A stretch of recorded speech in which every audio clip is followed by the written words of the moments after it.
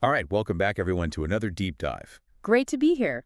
Today, we're tackling something super practical, I think. It's really gold for anyone regularly uploading videos to YouTube. Yeah, we've been looking at some source material, really digging into how to streamline that whole upload process using YouTube's default upload settings feature. Exactly.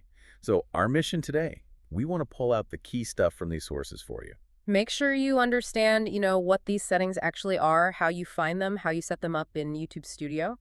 And maybe most importantly, why they're such a huge time saver.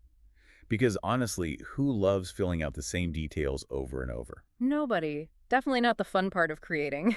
Typing the same description, same tags. Right. Or choosing the same category every single time. This is basically a shortcut to avoid that repetitive work. So let's just dive in. What fundamentally are these default upload settings? Okay, yeah. So think of them like a template, right? Yeah. A starting point. Exactly. Pre-filled values that YouTube just automatically applies when you start uploading a new video. So instead of a blank slate, some fields are already filled in for you. The ones you choose, obviously. Right. Like maybe your standard closing paragraph in the description or common tags you always use. Got it. Now, there's a really crucial point the source material emphasizes about where these defaults actually work. It's not quite everywhere. Yes, this is key. You really need to know this. These default settings only apply when you upload through your web browser. On your computer, specifically at youtube.com/load. That's the spot. The source is very clear on this. So they do not apply if you're uploading, say, from the YouTube mobile app.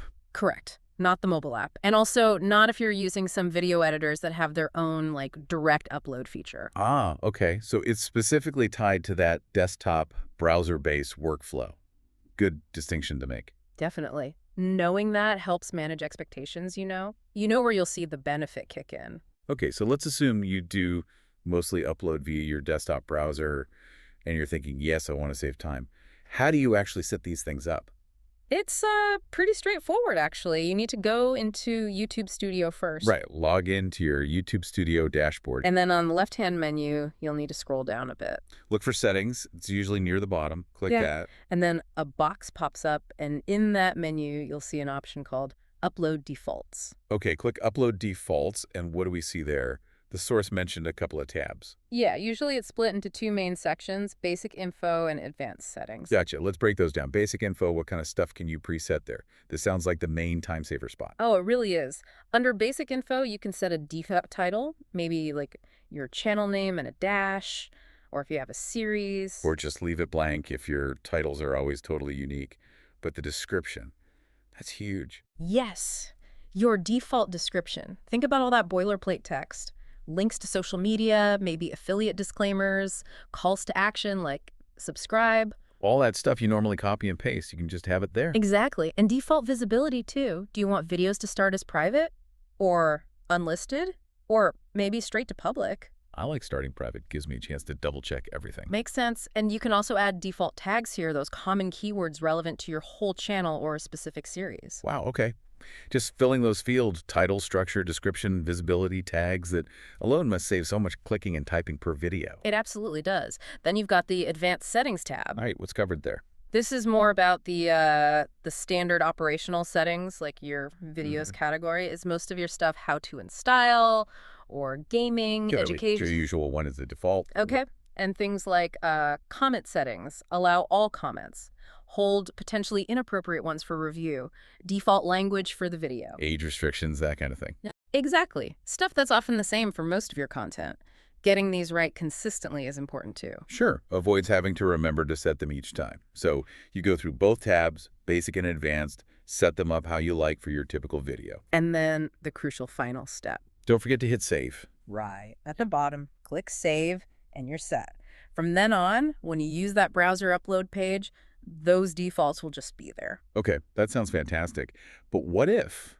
What if the video isn't typical? Are you locked into those defaults once you set them?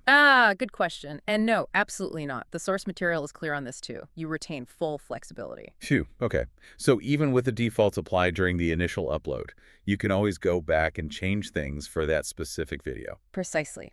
After the video is uploaded, you just head over to your content page in YouTube Studio. Some might still call it the videos page. Find the video you want to adjust. Click on its details and you can edit anything. The title, the description, tags, category, visibility, anything that needs changing for that particular upload. That makes perfect sense.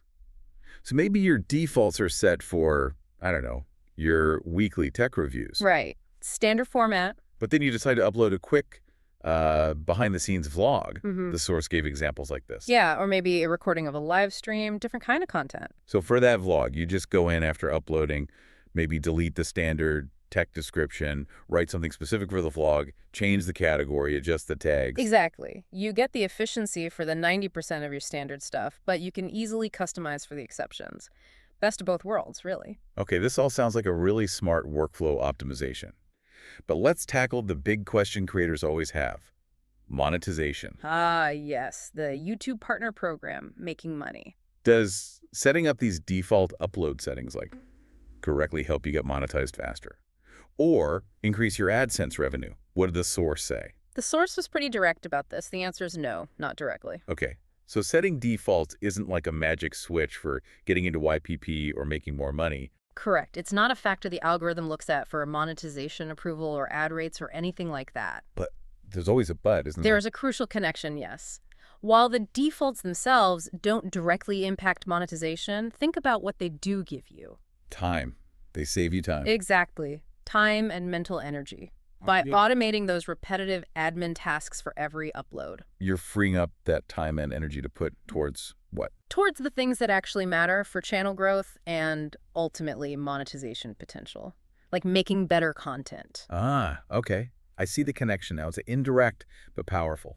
Very much so. If you save, say, 5 or 10 minutes per upload. Which seems totally realistic, especially with the description and tags. Right. And you upload maybe a few times a week, that time adds up quickly. Yeah, over a month, that could easily be an hour or two you just got back. So what could you do with that extra hour or two each month, focusing purely on the creative or strategic side? Maybe spend more time scripting, or researching better keywords, designing a more clickable thumbnail, engaging more in the comments. Precisely.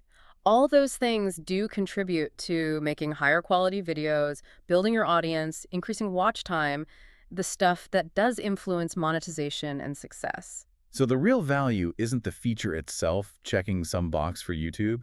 It's that it enables you, the creator, to reinvest your effort more effectively. That's the key takeaway from the source material. Consistency through defaults helps, but the freed up creative energy is the real prize. Okay, so let's sort of wrap this up then. The big picture from this deep dive: setting up default upload settings in YouTube Studio.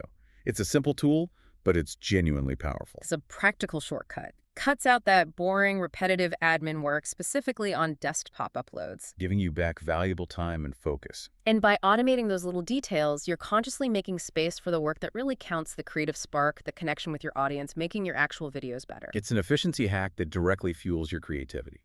I like that. Mm-hmm. It's a smart move for any creator uploading regularly via browser. Absolutely.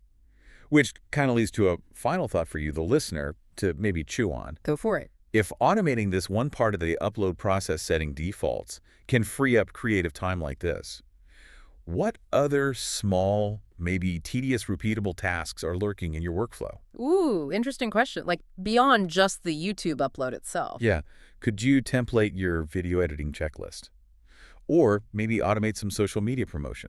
Create standard responses for common comments. Where else could you find these little pockets of time to reclaim? Exactly. Where else can you streamline the process to pour even more energy back into the core creative work you love doing? Something to think about.